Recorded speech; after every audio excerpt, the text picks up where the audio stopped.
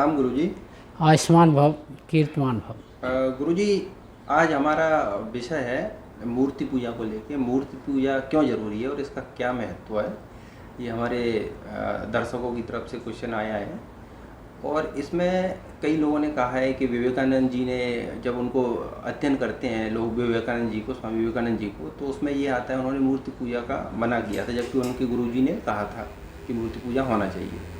और ऐसे हम कबीरदास जी को पढ़ें तो उनके दोहों में भी मूर्ति पूजा का कहीं ना कहीं विरोध है।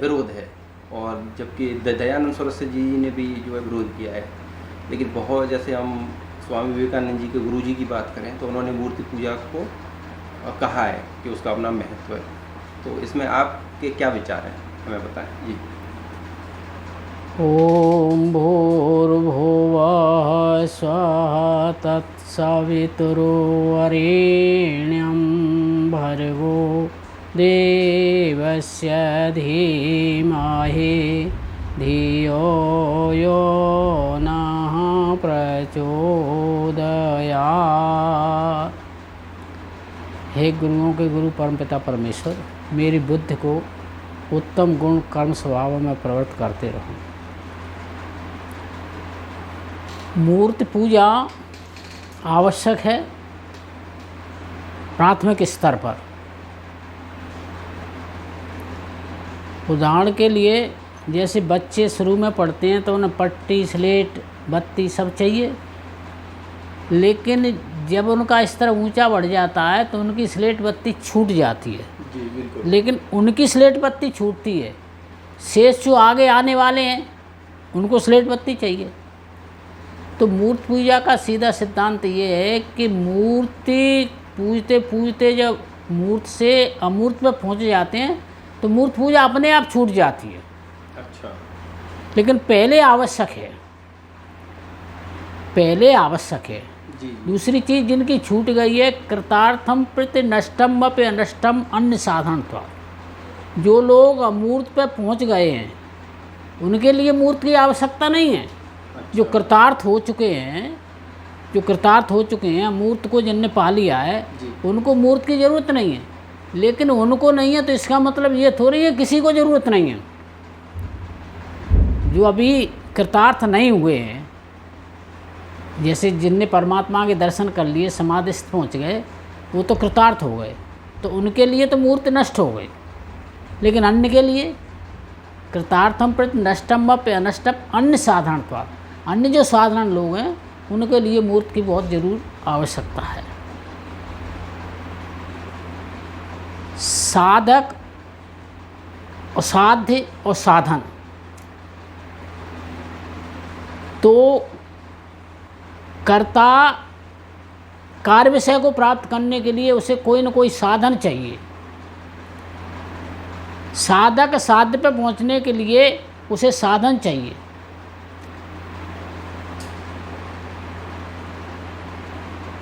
आधे को आधार चाहिए, आधे पे पहुंचने की आधार चाहिए। बिना आधार के आधे पे नहीं पहुंच सकते, बिना साधन के कार्य विषय को प्राप्त नहीं कर सकते। जिनको कार्य विषय भगवान को प्राप्त करना है या भगवान को जानना है या भगवान को करना है, उन्हें कोई न कोई साधन चाहिए। एक नियम है जी। दृश्य से अदृश्य की ओर चला जाता है। प्रारंभ में भी परमात्मा को जाना काय से जाना था? सबसे पहले इस संसार की रचना को देख करके कि इतनी सुंदर रचना संसार की है, जी जी, इसको करने वाला कोई तो होगा। तो जो अपने पास प्रत्यक्ष है, प्रत्यक्ष से अप्रत्यक्ष को जाना जाता है अनुमान प्रमाण के द्वारा। प्रत्यक्ष से अप्रत्यक्ष को जाना जाता है, मूर्त से अमूर्त को जाना जाता है, स्थूल से सूक्ष्म को जाना जाता है। ये जानने का एक नियम है। उद्देश्य प्राप्त करने के बाद फिर साधन अपने आप हट जाते हैं। मूर्त भी एक साधन है। तो जो पहले जो परमात्मा को नहीं जान पा रहा है उसको मूर्त का सहारा लेना ही पड़ेगा। वैसे सभी जानते, शिवम आत्मा पश्यन्ति प्रतिमासन योगिनो अज्ञानानाम भावनार्था प्रतिमा परिकल्पता। परमात्मा आत्मा के भीतर बैठा हुआ है, ये सब जानते हैं, लेकिन फिर भी मूर्त की व्यवस्था करनी पड़ती है। तो पहले समझने के लिए, अज्ञान माने मूर्ख नहीं, अज्ञान माने जब तक अपन समझ नहीं पा रहे हैं तब तक कोई ना कोई सहारा लेना पड़ता है। गणित में भी माला मूलधन करना पड़ता, माला मूलधन 100 है, माना मूलधन 1 है। अब आज के युग में x y और कुछ करते हैं, लेकिन पहले मानते तो हैं, पहले मूर्त की आवश्यकता पड़ती है। अगर केवल अमूर्त से काम चल गया होता तो इस मूर्त संसार की रचने की आवश्यकता क्या पड़ती परमात्मा को। मूर्त संसार जो परमात्मा ने बनाया है उसकी आवश्यकता क्यों पड़ी। केवल अमूर्त से काम नहीं चल सकता। 3 चीज सत्य हैं और नित्य हैं, परमात्मा, आत्मा और प्रकृति। अब जानना कौन चाहता है? आत्मा। जानना किसको चाहता है? परमात्मा को। साधन क्या है? आत्मा जाने किस साधन से? प्रकृति से, जिसको माया भी कहते हैं, जिसे माया भी कहते हैं। जी जी। तो प्रकृति साधन है आत्मा का, जो स्थूल है। स्थूल से सूक्ष्म की ओर जाया जाता है। जो चीज़ अपने सामने प्रत्यक्ष है, प्रत्यक्ष अपने सामने स्थूल है, प्रत्यक्ष अपने सामने प्रकृति है। प्रकृति के माध्यम से उन परमात्मा को जानना चाहते हैं। जानने वाली कौन है? आत्मा। जानना किसको चाहती है? परमात्मा को। तो वो साधन अपनाती है। बिना साधन के साध्य को प्राप्त नहीं किया जा सकता। मूर्त से अमूर्त की ओर चला जाता है।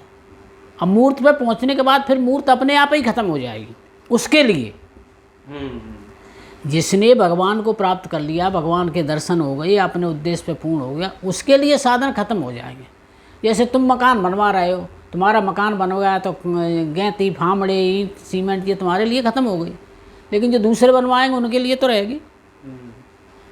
तो ऐसे ही साधन दूसरे के लिए चाहिए। जो परमात्मा पहुंच जाते हैं उनके लिए ख़त्म हो जाते हैं।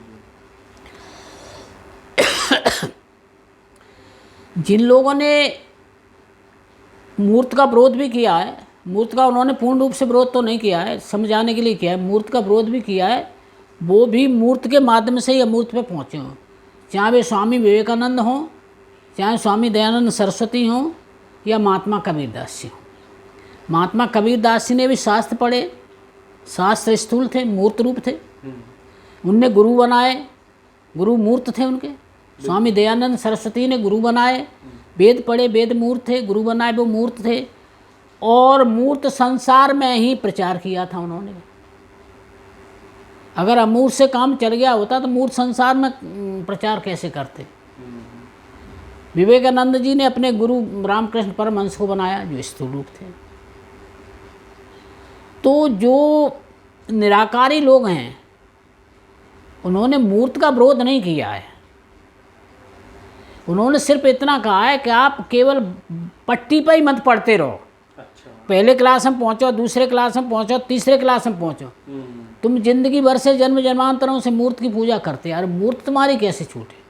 मूर्त तभी छूटेगी जब स्तर आपका ऊंचा बढ़ेगा। जैसे समाज में भी आप सुनते हो, पहले समाज लगाई जाती कैसी? सालम्बन, सविचार समाज लगाई जाती है। उसके लिए आलम्बन अपनाए जाते हैं। आलम्बन कई पहले शुरू में बाह्य क्षेत्र में भी अपनाते हैं, ज्योत को अपनाते हैं, सूर्य को अपनाते हैं। बाह्य क्षेत्र में नहीं काम चल सकता क्योंकि आत्मा शरीर के अंदर रहती है, आत्मा बाहर रह नहीं सकती। तो फिर आत्मा के अंदर अपनाए जाते हैं। कोई मस्तक को अपनाता है, कोई हृदय को अपनाता है, कोई कुंडलनी क्षेत्र को अपनाता है, शरीर के अंदर। शरीर के अंदर। तो पहले स्थूल के माध्यम से जब अपन जिसे कहते हैं संप्रज्ञात समाधि, संप्रज्ञात समाधि जब लग जाती है, मन जब एकाग्र सध जाता है, तो फिर ये स्थूल आधार अपने आप हट जाते हैं। हटाने ही पड़ेंगे आपको। बिना इनके हटाए फिर आप निर्विचार समाधि पे नहीं पहुंच सकते। असंप्रज्ञात समाधि तभी लगेगी जब ये आपके आलम्बन हटने लगेंगे। तो जब उद्देश्य पे पहुंचने के लिए, जब लक्ष्य पे पहुंचते हैं तो ये हट जाती है। अब उनने मूर्त का विरोध नहीं किया, उन्होंने सिर्फ इतना सा विरोध किया है कि मूर्त में ही भगवान है, अन्यत्र नहीं है। ये तो जो निराकारी हैं वो ये तो ये जानते हैं कि जब परमात्मा एक परमाणु में है, जो परमात्मा एक परमाणु में है, वो परमात्मा मूर्त में तो बहुत से परमाणु जुड़े हुए होते हैं, चित्र में भी बहुत से परमाणु जुड़े हुए होते हैं। तो जो परमात्मा एक परमाणु में है वो परमात्मा मूर्त में क्यों नहीं है? मूर्त में वो परमात्मा को मानते हैं, तो मूर्त में ही परमात्मा है इसका विरोध करते हैं। क्यों? परमात्मा तो सब दूर है, मूर्त में ही थोड़े है। परमात्मा तो सब दूर है, मूर्त में ही केवल नहीं है। तो इसका उन्होंने कहा है कि मूर्त एक साधन है साध्य को प्राप्त करने के लिए। तो परमात्मा को प्राप्त करने के लिए मूर्त एक साधन है। गलती क्या होती है? अपन साधन को साध्य मान बैठते हैं। प्रमुख गलती क्या है? अपन मूर्त को ही साध्य मान बैठते हैं कि यही है परमात्मा। लेकिन वो परमात्मा को जानने के लिए एक साधन अपनाया आपने, एक परिकल्पना कर ली है। जब ईश्वर हमारी समझ में नहीं आ रहा है तब तो अज्ञान नाम भावनार्थ है, प्रतिमा परिकल्पता, एक कल्पना कर ली है कि ये प्रतिमा। जब उसको जान लेंगे तो ये मूर्ति की जो पूजा वो अपने आप ही हट जाती है। तो मूर्ति पूजा गुरु जी कहें एक पड़ाव है जब आदमी ईश्वर की तरफ बढ़ता हाँ, है तो और जैसे ही ईश्वर की ओर जितना जितना बढ़ता जाता है, जो साधन पहले अपनाए जाते हैं वो खत्म होते जाते हैं। चाहे किसी भी कार्य में ले लीजिए, आप मकान बनवाते हैं, पहले फावड़ा चाहिए, गेंती चाहिए, गेंती फेंती जब नींव खुद जाती फिर गेंती फेंती खत्म हो जाती है, फिर फावड़ा और सीमेंट और रेत चाहिए। जब बन जाती है, पूरी बन जाती है तो इससे हट जाते हैं, फिर घिसाई वाली मशीन चाहिए। तो ऐसे ही परमात्मा के मार्ग पर चलने के लिए पहले जिन साधनों को अपनाया जाता है वो साधन हटते जाते हैं, दूसरे साधन आते जाते हैं। यहाँ तक कि जैसे धर्म अधर्म, ज्ञान अज्ञान, वैराग्य वैराग्य, ऐश्वर्य अनैश्वर्य, ये सब बाकी जैसे अधर्म है वो तो पहले ही हटाना पड़ेगा, अज्ञान है वो पहले ही हटाना पड़ेगा, अवैराग्य वो पहले ही हटाना पड़ेगा, अनैश्वर्य वो पहले हटाना पड़ेगा। लेकिन इनके हटने के बाद फिर आपको धर्म भी हटाना पड़ेगा, क्योंकि नहीं तो तुम धर्म से बंधे हो। मुक्त अवस्था में जाने के लिए, मुक्त काय से कामनाओं से मुक्त होना, धर्म भी छोड़ना पड़ेगा, वैराग्य भी छोड़ना पड़ेगा। तो जो साधन पहले बहुत आवश्यक होते हैं, धर्म बहुत आवश्यक है परमात्मा को प्राप्त करने के लिए, लेकिन जैसे परमात्मा के नज़दीक होते हैं तो ये आवश्यक साधन भी छूटते जाते हैं, जिनको पहले बहुत आवश्यक समझा था। ऐसे ही मूर्त पहले बहुत आवश्यक है, मुझे परमात्मा के नज़दीक पहुंच जाते हैं तो मूर्त की इतनी आवश्यकता नहीं रहती। अब प्रश्न ये उठता है कि फिर उसका विरोध क्यों किया गया है? प्रश्न ये उठता है कि जब आप इतनी बात सत्य कह रहे हो तो मूर्त का विरोध उन्होंने क्यों किया? मूर्त का विरोध करने का एक महत्वपूर्ण कारण है कि जैसे उनका कहना है परमात्मा समान रूप से रहता है, तो परमात्मा समान रूप से रहता है तो मूर्त में भी है, मंदिर में भी है और कसाई खाने में भी है? तो निराकारी को जो पूछो कि मंदिर में ही पूजा क्यों करते हैं, पवित्रता क्यों स्वीकार करते हैं, पवित्र स्थान पर पूजा क्यों करते हैं, कसाई खाने में पूजा क्यों नहीं करते? जब वो तो अमूर्त है, तुम जानते हो, तो अमूर्त वाला उनको क्या ज़रूरत है? उनके लिए क्या कसाई खाना, क्या मंदिर? कसाई खाने में पूजा किया करते हैं ना जो निराकारी, क्यों नहीं उन्होंने कसाई खाने में पूजा की? मंदिर में ही पूजा क्यों की? परमात्मा तो मंदिर में भी है, कसाई खाने में, लेकिन वहाँ की जो वाइब्रेशन है तरंग से, अब तरंग सिस्टम से पूरा, अब समझाने में ज़्यादा ज़रूरत नहीं पड़ती, पूरा संसार तरंगों से चल रहा है, पृथ्वी सूर्य चंद्र और ये पूरा इंटरनेट वगैरह। अब पहले शायद समझने में बहुत ज़्यादा दिक्कत आती थी, लेकिन जब से ये कंप्यूटर मोबाइल आ गए तब से ईश्वर को समझने में ज़्यादा दिक्कत नहीं आ रही। ये तरंग सिस्टम है। मंदिर में क्या होता है? मंदिर में जो भी जनमानस आता है वो भगवान को प्राप्त करने के लिए ऐसी अपनी मन से तैयार करने के लिए आता है, तो जनमानस की तरंगें वहाँ इकट्ठी हो जाती हैं, अच्छी वाइब्रेशन, मतलब जो वाइब्रेशन, अच्छी वाइब्रेशन यानी पॉजिटिव वाइब्रेशन वहाँ तैयार हो जाती है। कसाई खाने में क्या होती है? नेगेटिव वाइब्रेशन होती है, वो क्या होती है वहाँ, आइंस्टीन पेन वेव्स, वहाँ तो दर्द तरंग होती है, वहाँ तुम पूजा करोगे तो दर्द तरंग तुमको भी टच करेंगे, तो तुम वहाँ पूजा नहीं कर पाओगे, ध्यान तुम्हारा नहीं लग पाएगा। परमात्मा वहाँ भी है, कसाई खाने में परमात्मा है, मंदिर में ही परमात्मा है, लेकिन वहाँ कसाई खाने में क्या है, वहाँ दर्द तरंग रहेंगे, आइंस्टीन पेन वेव्स, दर्द तरंग है। यहाँ कैसी तरंगें रहेंगी, पॉजिटिव तरंग रहेंगी, वो सपोर्ट करेगी। तो यह मंदिर में इस पूजा की जाती है। फिर बुराई क्या है, बुराई सिर्फ इतनी सी है कि जो जिन मूर्तियों को अपन एक तो साधन को साध मान बैठते हैं, दूसरी है कि मूर्तियाँ प्रतिक्रिया नहीं करती, मूर्तियाँ प्रतिक्रिया नहीं करती, तो जो प्रतिक्रिया नहीं करती उसको आदमी पूजने के लिए तैयार हो गया है। उनके लिए एयर कंडीशन भी बनवा देगा, उनके लिए गद्दे तकिए भी रख देगा, उनको सब सुविधाएं दी जाएंगी, क्योंकि वो प्रतिक्रिया तो कर ही नहीं रहा। उनको जो आता है वो मिठाई लेके आकर प्रसाद चढ़ाता जाता है भगवान को, उन्हें कभी शुगर नहीं होती, ना उन्हें कोई नुकसान होता, क्योंकि प्रतिक्रिया नहीं करती। शंकर जी पे जो आता है वो जल ही चढ़ाता आता है, उन्हें कभी ठंडा नहीं लगती। तो जो प्रतिक्रिया नहीं करती हैं उनको आदमी को पूजने की बहुत इच्छा हो जाती है और आवश्यकता पड़े, प्रतिक्रिया कर नहीं रही। सड़क खवाज तो कोई दिक्कत ना, वो तो भगवान है, ले चलो बल, तो वहाँ मूर्ति प्रतिक्रिया नहीं करती।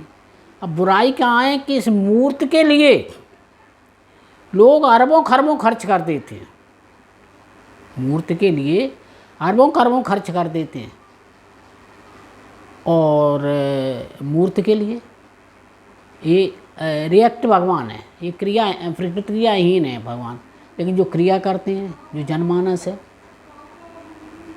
एक अरबपति मंदिर बनाने के लिए, मूर्ति के लिए अरबों रुपए खर्च कर देता है, लेकिन जो लाइव भगवान है, लाइव भगवान जानते हो, जनमानस, उसके लिए वो जहर मिलाता है, खाद्य पदार्थों में जहर मिला देगा, तेल में जहर मिला देगा, अन्य खाद्य पदार्थों में जहर मिला देगा। तो वो मूर्ति के लिए करोड़ों अरबों खर्च कर रहा है, प्रतिक्रियाहीन मूर्ति के लिए, और जो क्रिया संबंध मूर्ति हैं उनको लिए जहर मिला रहा। मंदिर बनवाने के लिए करोड़ों खर्च कर देगा, अरबों खर्च कर देगा, लेकिन मंदिर जिसका बनाया जा रहा है उनके आदर्शों पे चलने के लिए तैयार नहीं है। शंकर जी की पूजा बहुत लोग कर लेंगे, लेकिन शंकर जी के आदर्शों पे चलने के लिए तैयार नहीं है। शंकर जी ने तो सर्पौर अपने संग लेकर चल रहे हैं, लंगड़ो तऊ अपने संग लेकर चल रहे हैं, लूलो तऊ लेकर चल रहे हैं, आँखों से बीना तऊ लेकर चल रहे हैं। ये तो कमज़ोर और शक्तिशाली सबको साथ लेकर के चल रहे हैं। तो शंकर जी की पूजा जरूर करते हैं, लेकिन उनके आदर्शों को नहीं मानते। तो मूर्ति पूजा में सबसे बड़ी गलती क्या है कि जो पूजक जो है, जिस मूर्ति की पूजा कर रहे हैं उसके आदर्शों को नहीं मानते। तो ये दोष मूर्ति का नहीं है, ये पूजक का है। राम का मंदिर बनवा रहे हैं, लेकिन आदर्शों पर राम के पर नहीं चल रहे हैं। राम ने तो अपनी माता कैकेयी को भी, जिसने वनवास दिया, उसको भी बड़ा सम्मान किया। यहाँ तो अपनी माताओं को छोड़ दे रहे हैं। राम ने तो अपनी सीता के लिए संघर्ष किया था, यहाँ तो सीताओं को ही छोड़ देते हैं, और राम का मंदिर बनवा रहे हैं। कैसी बड़ी विडम्बना है, राम के आदर्शों पर नहीं चल रहे। उनने तो अपने जिसने उनका आयत किया उसको भी सम्मान दिया। अब ये तो राम का मंदिर जरूर बनवा रहे, जिनने जिनका हित किया उनको एक कांटे पर लगा दिया। तो ये मूर्ति पूजा में कुछ विरोध है, लेकिन मूर्ति में कोई विरोध नहीं। प्रारंभिक स्तर पर साधन चाहिए, स्थूल साधन चाहिए, और जैसे जैसे प्रगति होती जाती है, जैसे जैसे विकास होता जाता है, मूर्ति छूटती जाती है। ऐसे ही रास्ते में जैसे आगे आगे बढ़ते जाते हैं, पहले वाला रास्ता छूट जाता है और नया वाला रास्ता मिलता जाता है। ऐसे परमात्मा के लिए, परमात्मा के मार्ग पे जितने आगे आगे बढ़ते जाते हैं, पीछे पीछे वाले साधन छूटते जाते हैं, नए नए साधन अपनाए जाते हैं। जो पहले कह चुके हैं, जो बहुत पहले आवश्यक हैं, वो आवश्यक साधन छोड़ने पड़ते हैं, जानबूझ के छोड़ने पड़ेंगे आपको। जो पहले बहुत आवश्यक थे, लेकिन उनकी आवश्यकता खत्म हो जाती है। अपने सामान्य काम करते हैं, उनमें पहले महत्वपूर्ण जो तथ्य होते हैं वो भी छूट जाते हैं। अपन शुरू में पढ़ते हैं, बहुत पहले महत्वपूर्ण थे, वो महत्वपूर्ण अब आगे जैसे बढ़ते जाते हैं वो महत्वपूर्ण उतने महत्वपूर्ण नहीं रहते, लेकिन वो ख़त्म नहीं हो सकते, क्योंकि वो अन्य के लिए चाहिए। ये इतनी सी बात है। बहुत बढ़िया, बहुत धन्यवाद गुरुजी, बहुत बहुत धन्यवाद। उम्मीद है हमारे दर्शकगणों की जो जिज्ञासा है वो शांत हुई होगी, और अब हम सारे दर्शकों से ये आशा करते हैं और आग्रह करते हैं कि हमारे चैनल को ज़्यादा से ज़्यादा सब्सक्राइब और लाइक करें, जिससे जो गुरुजी की बात है या आपकी जो क्वेश्चन है और हमारे सनातन धर्म की जो भी ज्ञान है वो जनमानस तक ज़्यादा से ज़्यादा पहुँच सके। बहुत बहुत धन्यवाद।